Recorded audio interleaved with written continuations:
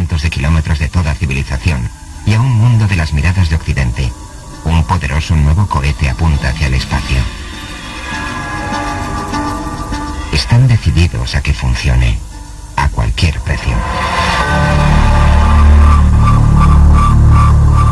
El lanzamiento del Sputnik en 1957 había desencadenado una época febril de exploración espacial.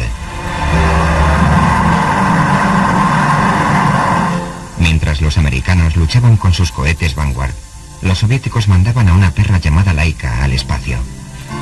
Sus sondas Luna embelesaron al mundo, alcanzando la Luna en septiembre de 1959 y fotografiando un mes más tarde su lado oculto.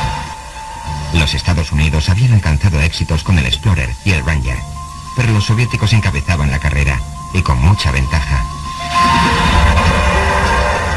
Mientras el cohete se encontraba listo para despegar, el jefe de Estado Nikita Khrushchev estaba en Nueva York en una reunión de las Naciones Unidas, ansioso por anunciar en suelo norteamericano otro éxito soviético.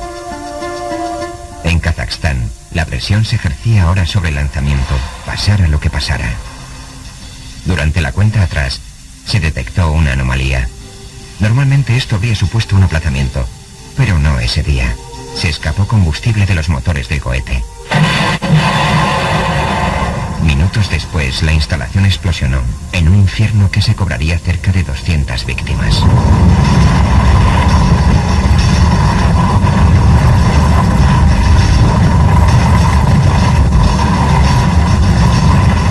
El mundo solo recibió rumores, aproximaciones y especulaciones. Hasta hoy. Muertes inexplicables, angustiosos encuentros en el espacio, fenómenos que intrigaron al mundo durante décadas. Estos son los expedientes escondidos durante largo tiempo tras el impenetrable muro del telón de acero. Ahora podemos adentrarnos por fin en estos hechos ocultos, esclareciendo los misterios más oscuros del programa espacial secreto ruso. La era espacial soviética. Vida y muerte.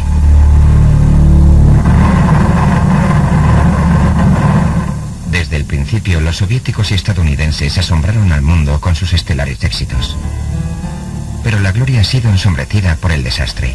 Una y otra vez, los devastadores diseños de la política, de la naturaleza humana y del destino han empañado el mito de la perfección tecnológica. Mientras los poderosos motores del cohete han impulsado a la humanidad hacia nuevas alturas, sus ardientes llamas nos recuerdan que en la peligrosa persecución del espacio exterior, los falsos comienzos son a menudo letales. El entorno espacial es aún más despiadado. El más mínimo error de cálculo puede dejar una nave y su tripulación perdidos en el espacio para la eternidad.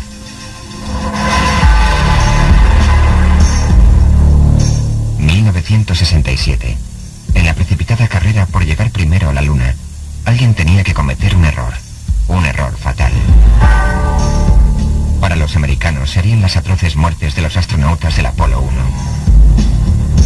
Luego seguirían los soviéticos, en su camino hacia la Luna, con el primer muerto en vuelo de un cosmonauta. No sería su primer encuentro con la tragedia. Violentas explosiones en la plataforma de lanzamiento, errores de cálculo fatídicos y fallos técnicos cruciales.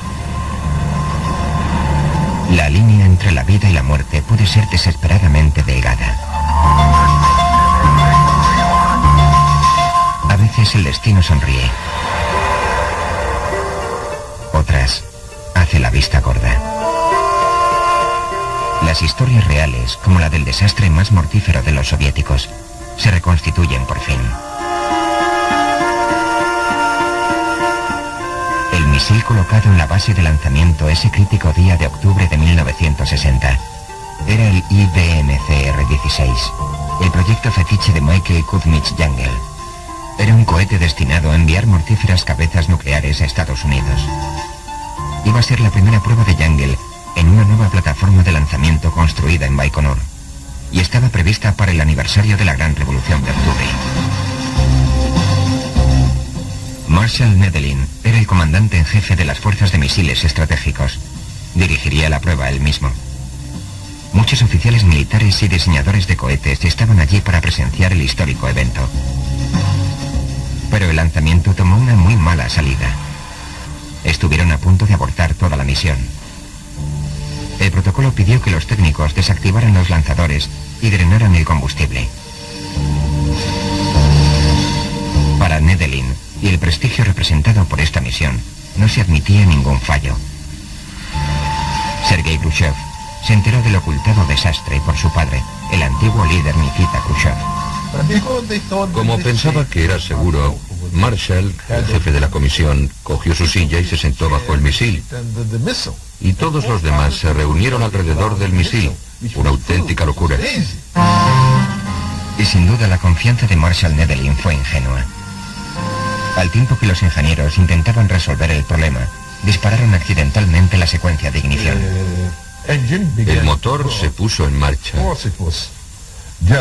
Por supuesto, solo se quemó la primera parte. 150, 160 toneladas de toda esa sustancia se derramaron. Y se inició un incendio que lo quemó todo.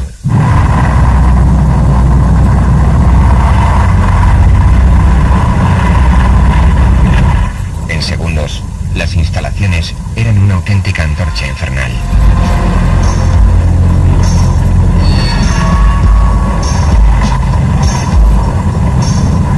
Lo que están viendo son imágenes del desastre. 126 personas murieron al instante, incluido Nedelin, carbonizado hasta ser irreconocible.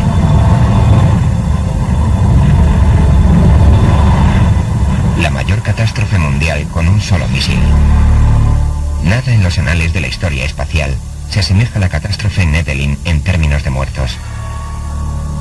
Pero no iba a ser su único desastre. En 1969, los soviéticos se preparaban a lanzar su segunda generación de sondas marcianas. Los Estados Unidos se habían adelantado en la carrera a la Luna, de modo que un exitoso lanzamiento a Marte sería una respuesta adecuada. Esas sondas iban a ser transportadas por el nuevo y poderoso lanzador Proton, que tenía 3 veces más potencia que el antiguo lanzador y 3 veces más problemas. Pero las fuerzas políticas consideraron que merecía la pena. Ninguno de los 3 lanzamientos tuvo éxito, pero el intento que están viendo casi acaba en tragedia.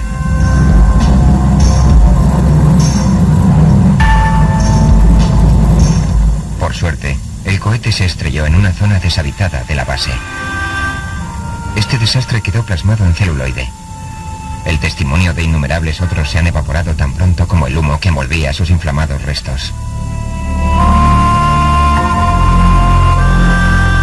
Como el incendio en Plesetsk, en marzo de 1980. Las filmaciones de la explosión y el incendio fueron destruidas, y no se permitió ninguna fotografía en el funeral de los fallecidos.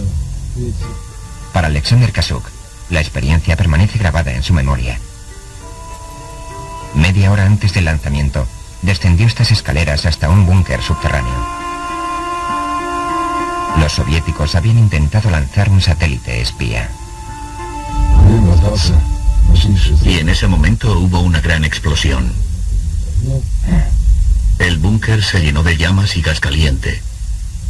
Luego otra explosión y una tercera. De modo que casi toda la gente que estaba cerca del lanzador, el equipo de combate pereció.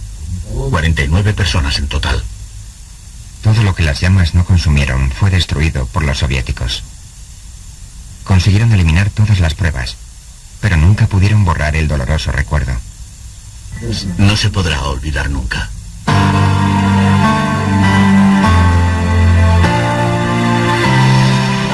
Esta callada política de secretos y mentiras tiene su origen hace décadas. A principios de los años 60, mientras los norteamericanos desarrollaban su nave Gemini, tripulada por 2 hombres, los soviéticos también desarrollaban una nave más grande, el Soyuz. Pero Khrushchev anhelaba más liderazgo en el espacio.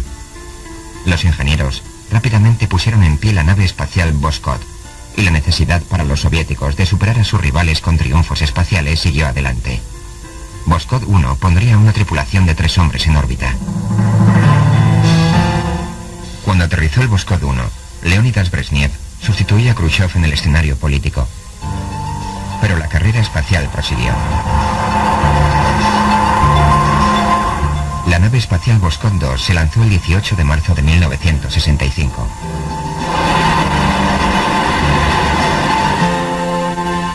En su primera salida al espacio, el cosmonauta Alexei Leonov daba el primer paso abisal bajo la atenta mirada del mundo entero. Lo que pocos sabían es que el primer hombre en andar en el espacio fue casi el primero en morir ahí. Otro de los espeluznantes secretos recientemente liberados de las catacumbas de la historia soviética.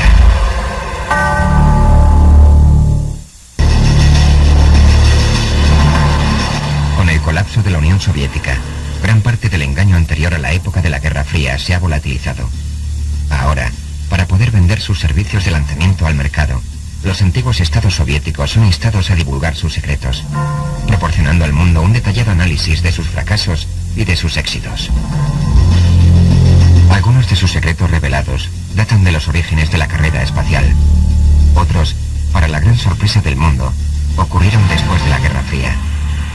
En un duro golpe a la fiabilidad de los rusos, 1996 acabó con 2 explosiones de su más aclamado lanzador. Considerado el caballo de batalla de su programa, el cohete Soyuz U había lanzado más de 1.100 aeronaves.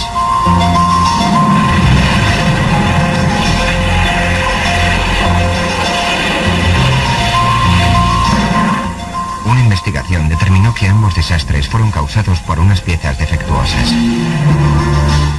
En el pasado, era la motivación política lo que tornaba la verdad en oscuridad. Con la apertura de la sociedad soviética, el mundo conoció esa parte oculta. Es una historia compuesta de fracasos y fallos, de héroes olvidados y fabricados encubrimientos. Una información que, de haberse sabido, podía haber salvado vidas.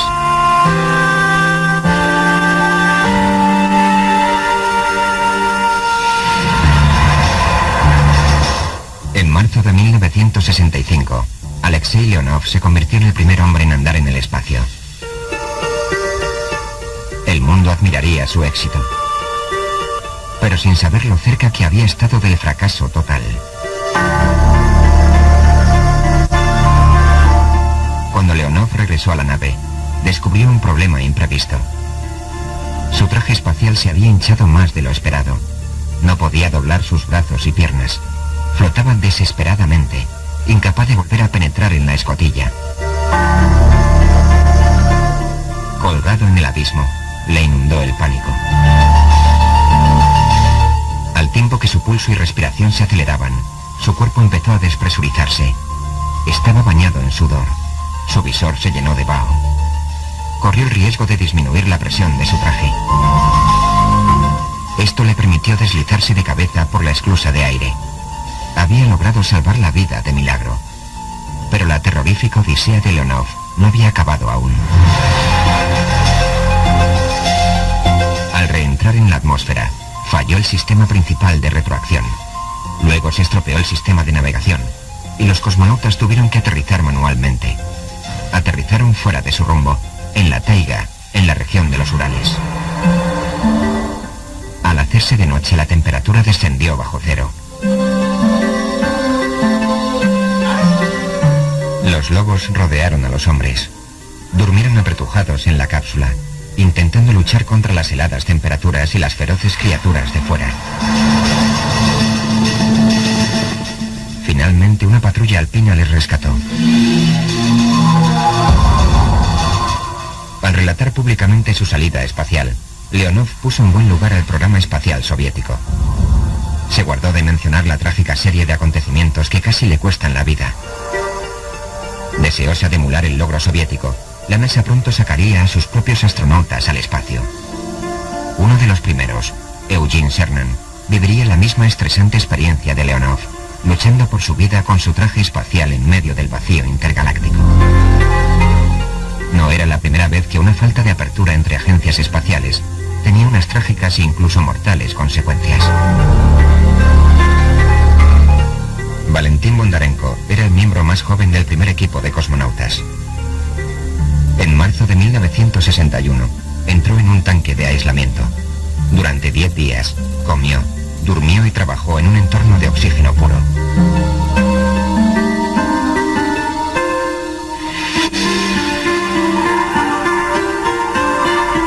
La prueba fue perfectamente hasta el último día del experimento. Usando un trapo empapado de alcohol, se quitó algunos sensores de su cuerpo. Lanzó el trapo hacia la papelera, pero falló.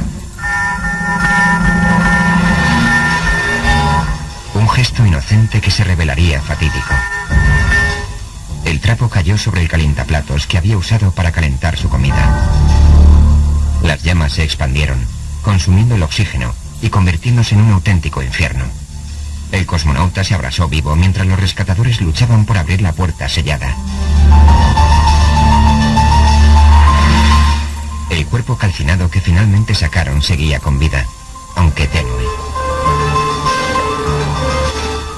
El doctor Vladimir Goliaskovsky era el médico de guardia cuando Bondarenko fue llevado al hospital. No tenía piel en las extremidades de su cuerpo. No tenía piel en la cara, no tenía pelo, ni siquiera tenía ojos o labios. Era una persona completamente calcinada. A pesar de su estado consiguió hablar. Movía su boca sin labios y me incliné para poder oír su voz. Emitía un tremendo olor y era difícil permanecer cerca de él. Me incliné sobre su cara y le oí decir: demasiado dolor, matad este dolor. El cosmonauta, antaño lleno de vida, estaba condenado, agonizando durante horas con un dolor y sufrimiento inconsolables. El embarazoso incidente se enterró con su víctima. Sin los beneficios de la experiencia soviética, los estadounidenses tendrían que aprender la trágica lección de Bondarenko por sí mismos.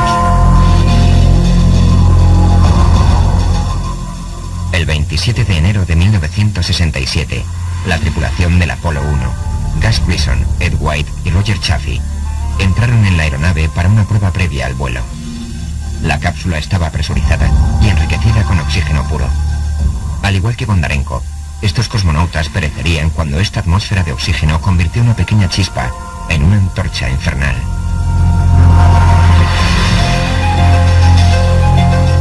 El informe del accidente concluyó que un cable en mal estado fue el causante de la chispa que provocó el incendio. Se cuestionó la inflamabilidad de los materiales y la atmósfera rica en oxígeno que permitió que la chispa se convirtiera en un holocausto. También la falta de una escotilla de salida rápida. Pero lo que parecía inevitable podía haberse previsto si los americanos hubiesen sabido lo ocurrido a Bondarenko. A pesar de sus mejores esfuerzos, los ingenieros al mando de ambos programas espaciales operaban en terrenos experimentales desconocidos. Prever planes de contingencia tenía tanto de imaginación como de pura ciencia. En aquellos territorios inexplorados, la muerte se evitaba a menudo por muy escasos márgenes.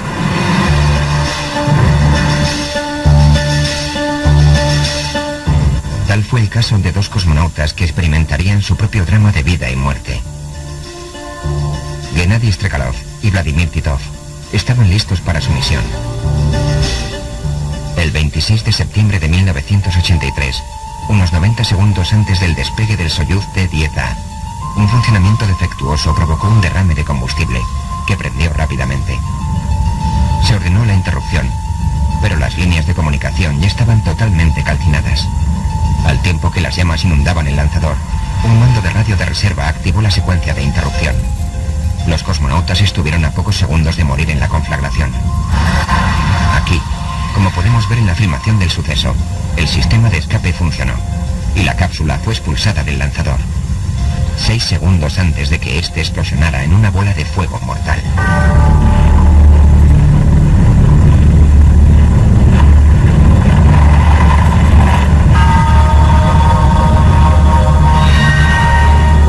En un mundo perfecto, las tragedias del pasado nos proporcionan lecciones para el futuro. En un mundo donde la historia se manipula, no puede existir ese consuelo. El 28 de enero de 1986, las gradas de Cabo Cañaveral estaban llenas de ansiosos espectadores, familiares y amigos. Pero su desbordante orgullo no pudo prevenir el horror de lo que iba a producirse.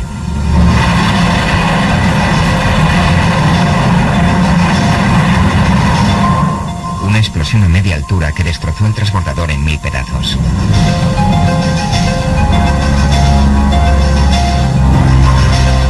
Si los estadounidenses hubiesen conocido los detalles del desastre que se rozó a bordo del Soyuz T-10A, solo 2 años antes, quizá no los hubiese cegado su exceso de confianza. Más de 25 años después de la catástrofe soviética de Nedelin, la presión política mandaba de nuevo en un programa espacial, permitiendo que las fatales consecuencias de la precipitación martirizaran de nuevo la exploración espacial. Con los años, la experiencia, las medidas de seguridad y la tecnología se juntaban para hacer del espacio un lugar más seguro. Pero la presión política, el error humano y el cruel destino se mezclaban a menudo en una combinación explosiva y trágica. Fue un año muy angustioso para los soviéticos. Habían pasado 20 meses desde el último vuelo tripulado Voskhod, y el primer lanzamiento habitado de su nuevo programa Soyuz no había ocurrido todavía. Durante este periodo, los norteamericanos habían lanzado 10 vuelos Gemini con tripulación, completando con éxito varias maniobras necesarias a un alunizaje. Pero también fue el año en que el Apolo 1 se incendió en la plataforma de lanzamiento, matando a 3 astronautas y enviando a la NASA de vuelta a sus hojas de cálculo. Si lograse un lanzamiento, la Unión Soviética podría presumir de la superioridad del Soyuz sobre el Apolo y retomar la iniciativa en la carrera hacia la Luna. Las autoridades querían una nueva victoria a tiempo para el 50 aniversario de la Gran Revolución de Octubre. Había habido 4 vuelos de prueba no tripulados del vehículo de reentrada Soyuz, pero ninguno había funcionado. De hecho, cada prueba sin tripulación había descubierto nuevos problemas. Pero al espaciarse cada vez más las misiones tripuladas, la presión política para una nueva hazaña espacial soviética crecía. Y nadie en el programa tenía la suficiente autoridad para desafiar al Politburó. Una espectacular misión espacial involucrando a cosmonautas veteranos fue programada. 2 aeronaves tripuladas, Soyuz 1 y 2, serían lanzadas. Llevarían a cabo un novedoso acoplamiento y un intercambio de tripulación en el espacio. El triunfalismo rodeó este proyecto pionero, pero en el control de misión sencillamente no estaban preparados. Sin embargo, el Soyuz fue enviado al espacio. Pilotando la nave estaba el cosmonauta Vladimir Komarov. Muy pronto el Soyuz 1 empezó a dar muestras de los fallos que todo el mundo en tierra temía. Al principio, uno de los paneles solares no funcionó. Luego los sistemas de control fallaron. Debido a la actuación poco fiable del Soyuz 1, el Soyuz 2 nunca fue lanzado. Todos los esfuerzos se concentraron en la recuperación segura del Soyuz 1.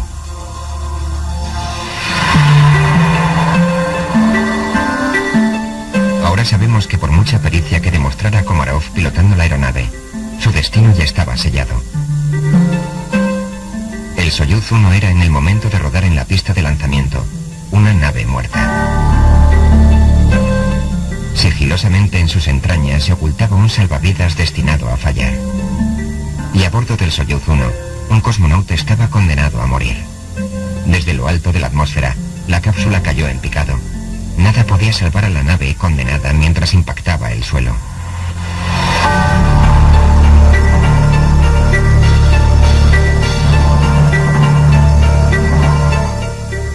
En la cúspide de la carrera lunar, las noticias de tan grosera negligencia no podían trascender, de modo que la historia de Komarov se enterró junto con su cuerpo destrozado. Mientras tanto, el mundo celebraba los éxitos con entusiasmo. El 23 de julio de 1969, cuando Neil Armstrong hizo ese pequeño paso para el hombre, los estadounidenses daban un salto de gigante en la oscilante carrera hacia la Luna, franqueando en cabeza la línea de meta. Como buenos expertos en propaganda, los soviéticos inmediatamente negaron que hubiesen tenido nunca la intención de enviar un vuelo tripulado a la Luna, declarando que habían puesto sus energías en su programa de estación espacial, Salyut, un programa que les aseguraría una serie de victorias, ya que los norteamericanos no gozaban de tal programa. Salyut fue el primer laboratorio orbital en el mundo con capacidad para largos vuelos espaciales. Era una misión ideal para el joven cosmonauta Kolodin y sus compañeros Alexei Leonov y Valery Kubasov. Pero el destino tenía otros planes. 2 días antes del lanzamiento, la tripulación original recibía su último chequeo médico. Una mancha oscura fue detectada en un pulmón de Kubasov y la comisión de vuelo lo sustituyó por otro. Kolodin y Leonov también fueron sustituidos. Una aparente injusticia, pero que sin embargo salvaría sus vidas. Así que en junio de 1971, el Soyuz 11 despegó sin ellos. La tripulación realizó el primer acoplamiento logrado con un laboratorio orbital.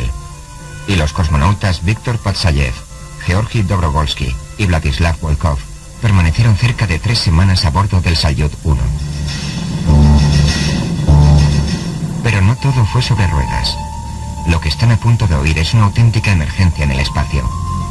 Un helador encuentro con la muerte, demasiado angustiante para ser revelado hasta hoy. Para su información, aquí están las previsiones de las 3 últimas órbitas.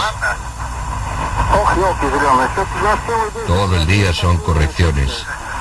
Denos la hoja 23.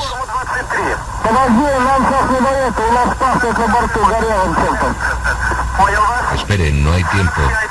Algo huele a quemado. Recibido, esperamos información. ¿Qué información? Es solo un olor. Yantar 3 al habla. Le escuchamos. ¿Qué escuchan? No podemos encontrar el origen del humo.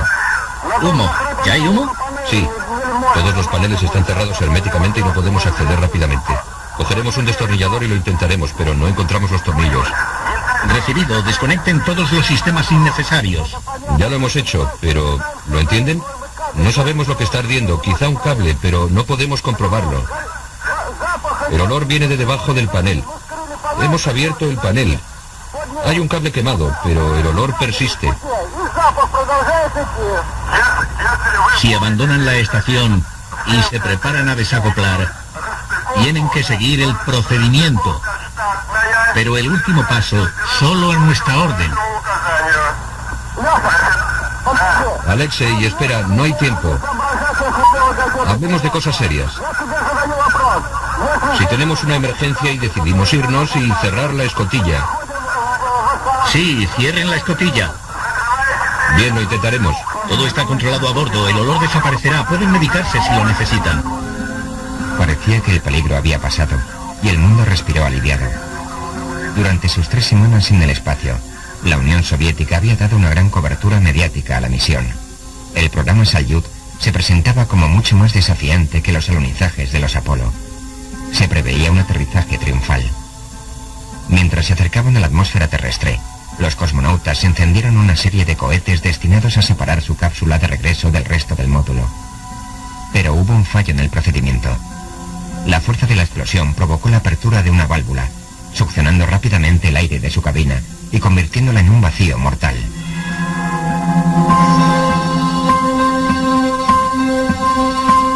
Los cosmonautas no disponían de trajes presurizados por falta de espacio.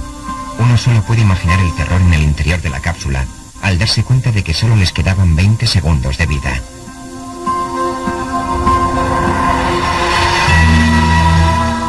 Cuando llegaron a la nave, el angustiado equipo de rescate esperaba encontrar a los cosmonautas simplemente inconscientes.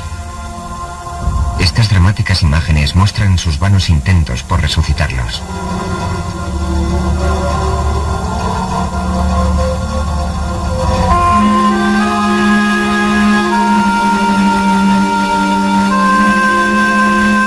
Mientras una nación honraba a sus heroicos mártires con un monumento en el muro del Kremlin, el cosmonauta Kolodin estaba abrumado por un pesar más profundo. Me sentía de alguna forma culpable por su muerte. Pero Volkov estaba condenado de cualquier forma. Ahora ya no me preocupo más, porque sé que no hubiese podido hacer nada. La muerte no sabe nada de geografía y política. Los anales de la historia espacial rebosan de nombres de aquellos que dieron sus vidas por agrandar el dominio humano. Afortunadamente, no todas las historias acaban en tragedia. El destino consigue sonreír a aquellos que escudriñan los misterios del espacio. aun cuando las circunstancias no parecen favorecerles.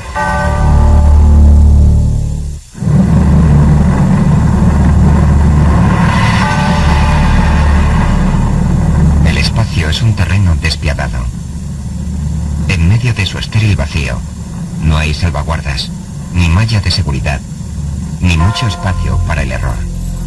Quizá el ejemplo más dramático de un rescate espacial siga siendo el del vuelo estadounidense del Apolo 13. Una vez en órbita, las dificultades persiguieron a la tripulación de este vuelo de abril de 1970, desde el momento en que un tanque de oxígeno líquido explosionó a bordo. Tras un traicionero regreso hacia la Tierra, el Apolo 13 penetró en la atmósfera sin saber si su escudo térmico les impediría arder literalmente hasta la muerte. Y si lo conseguían hasta ahí, no podían saber si sus paracaídas acabarían por abrirse. Unos tensos momentos transcurrieron mientras reentraban en la atmósfera, quedándose fuera del alcance de toda comunicación. En la Tierra, todos los oídos se tendían para escuchar sonidos de vida, mientras el Apolo recuperaba el contacto de radio. Esta vez, el destino le sonrió.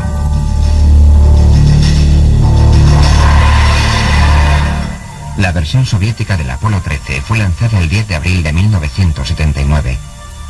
La misión del Soyuz 33 era el cuarto vuelo internacional, cuya tripulación incluía a un cosmonauta búlgaro. Todo iba perfectamente mientras preparaban su encuentro con el Salyut 6. Entonces, a bordo del Soyuz algo fue terriblemente mal. La tensión creció mientras el control de misión consultaba a los cosmonautas ya a bordo de la estación, listos para recibir a la tripulación del Soyuz. ¿Protón? ¿Protón? ¿Qué era esa llama saliendo de los motores del Soyuz? ¿Lo habéis visto? No era la acostumbrada, se movió a un lado. ¿Lo visteis claramente? Sí, desde luego. La tripulación del Salyut había confirmado lo impensable. Por vez primera en 2000 encendidos, el motor de un cohete principal del Soyuz había fallado. Era la tercera misión del cosmonauta Nikolai Rukavishnikov, y sin duda la más peligrosa. Tuvimos una explosión en el motor trasero de nuestra nave Soyuz 33. No podíamos acoplarnos con la estación. Además, no podíamos regresar de la órbita. Era una situación crítica y teníamos muchas probabilidades de no poder regresar a la Tierra. Mientras el control de misión luchaba por encontrar un medio de traer la nave de vuelta a casa, Rukavishnikov se percató de la horrenda posibilidad de quedar aislados en el espacio, con solo 5 días de víveres. La tripulación tendría que usar su motor de reserva para un aterrizaje de emergencia, pero no podían saber si funcionaría sin intentarlo.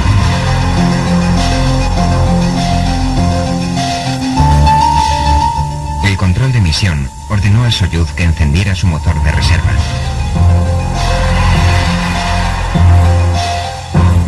Nadie tenía que decir a la tripulación qué ocurriría si no funcionaba a plena capacidad. Los cosmonautas ya visualizaban esa terrible hipótesis. Si el motor funcionaba en menos de 90 segundos, el Soyuz 33 se convertiría en un satélite con vida durante 5 días, para luego convertirse en un simple satélite, lleno de cadáveres.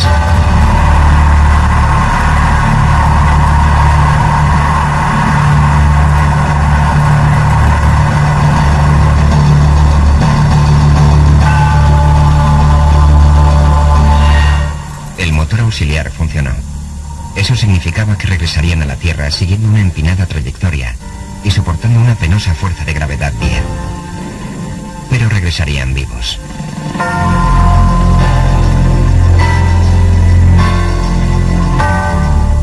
No fue la única vez que una nave Soyuz casi se convertía en un vehículo de muerte.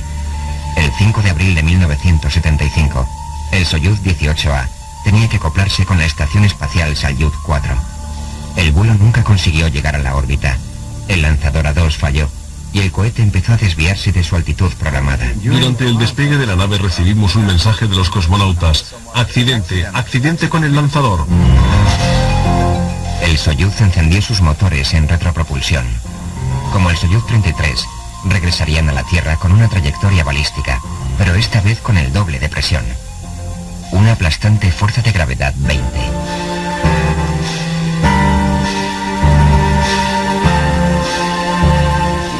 cosmonauta Vasily Lazarev sobrevivió a la tremenda prueba. Nos entrenábamos con fuerzas de gravedad 10 en el centrífugo. Pero esto fueron 20,6. Fue muy duro soportarlo. Todo flotaba, todo crujía, los huesos y la nave.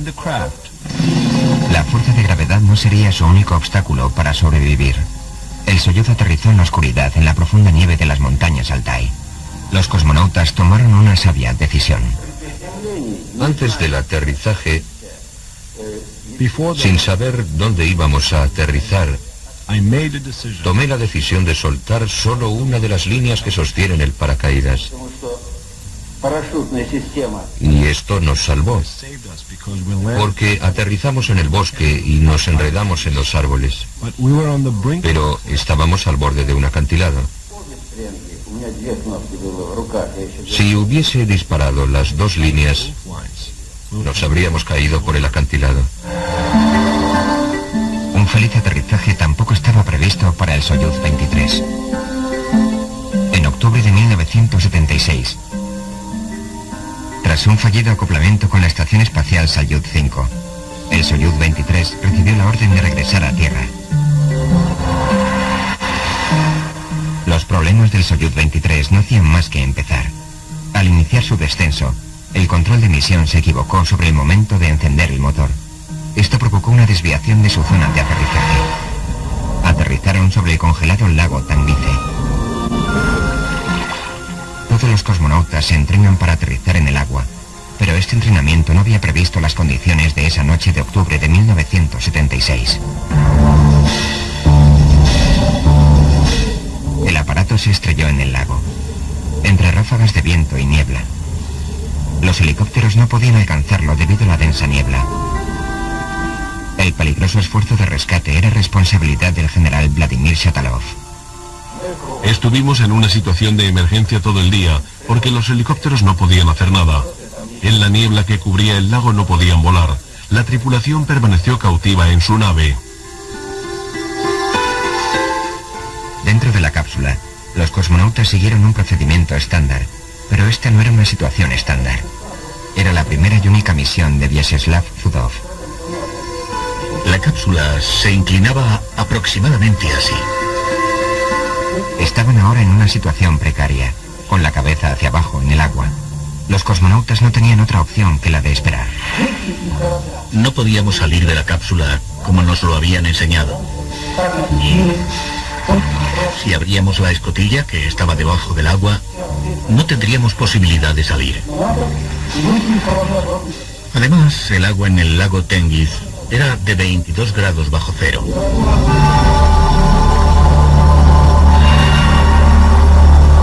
Ahora los cosmonautas se enfrentaban a un verdadero peligro. Con la cápsula boca abajo, la válvula que les conectaba con la atmósfera exterior estaba sumergida. No podían obtener aire fresco. Tenían que utilizar el sistema de regeneración para suministrarles oxígeno, pero se estaban quedando sin energía.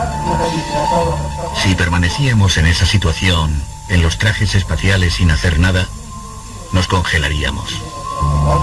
Empezamos a ahorrar electricidad. Apagamos toda la corriente dentro de la cápsula, dejando solamente la baliza y la radio que necesitaríamos. Pero pronto fallaron. Valery Rozhevensky temía lo peor mientras los cosmonautas oscilaban dentro y fuera de la realidad. Se podía sentir el CO2 sin necesidad de instrumentos. Se sentía sin más. Cuando estaba a punto de perder la conciencia, entonces encendía la regeneración. Cuando mi mente empezaba a despejarse y el halo azul desaparecía de mis ojos, la volvía a apagar. Y así durante toda la noche. 9 horas después del aterrizaje, los helicópteros pudieron localizar el aparato. Unos hombres rana lo sujetaron con unas boyas de flotación y una línea de arrastre. Como vemos en estas raras fotos del auténtico rescate, el helicóptero no podía levantar la cápsula, pero sí pudo arrastrarla hasta la orilla. Esta vez, la muerte fue vencida por unos estrechos márgenes. Innumerables avances han hecho que ahora la órbita terrestre sea un lugar más acogedor. Los fallos como la colisión y descompresión de la Mir, el 25 de junio de 1997, nos recuerdan que el espacio sigue siendo un lugar peligroso. Cuando el astronauta estadounidense C. Michael Foale sustituyó al astronauta Jerry Linenger a bordo de la Mir, la NASA esperaba que ya se habían superado todos los desastres posibles.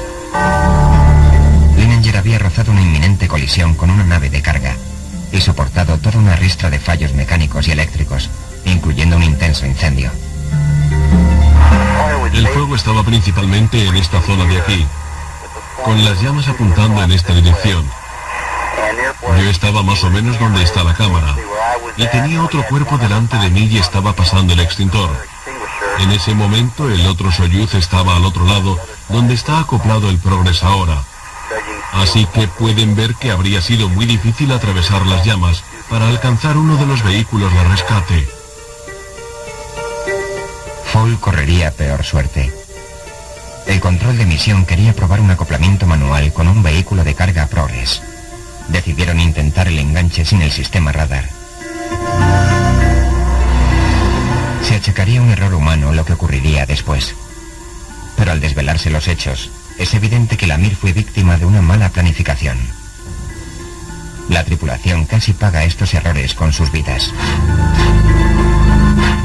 Los cosmonautas ya habían practicado esta maniobra de acoplamiento manual antes, pero con una nave de carga vacía.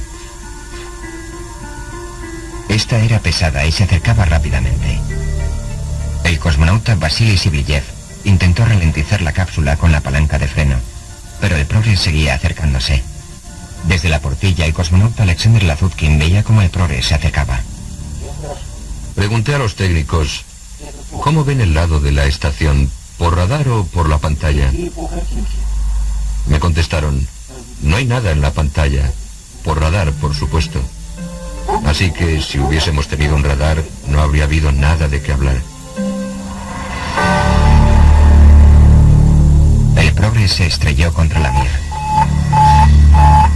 Toda la estación espacial tembló. La alarma principal empezó a sonar. La colisión había causado un escape de aire.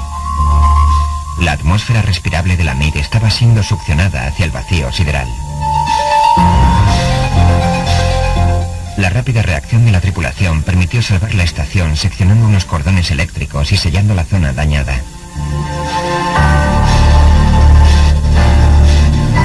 La Mir sobrevivió a la primera descompresión de una nave orbital. Una fracción de segundo más, un impacto un poco mayor, o una acción distinta, y todo podía haber acabado en tragedia para la Mir y sus ocupantes. La colisión de la Mir se ha convertido en una leyenda de la historia espacial. Pero si no le hubiese sonreído el destino, su suerte habría sido ocultada, distorsionada u olvidada como tantas historias anteriores. Actualmente los tenebrosos abismos de los archivos soviéticos espaciales solo están empezando a divulgar sus secretos. Algunos de ellos tan extraños, tan irracionales, que parecían destinados a permanecer un enigma para siempre.